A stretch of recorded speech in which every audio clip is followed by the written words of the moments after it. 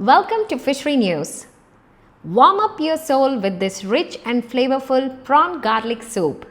Let's look at the ingredients. Prawns 10 to 12 or 150 grams, garlic chopped 1 teaspoon, crushed garlic cloves 4, butter 1 tablespoon, black pepper cracked for seasoning, oregano for seasoning, salt for taste, veg or non-veg stock water, chopped coriander leaves for garnish.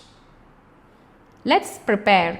In a pan, add butter and brown the crushed garlic and keep aside. In the same pan, add the chopped garlic and saute for a minute.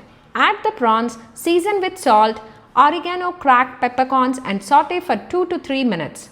Add stock water, cook for 5 minutes. Garnish with cracked peppercorns, brown garlic and chopped coriander leaves.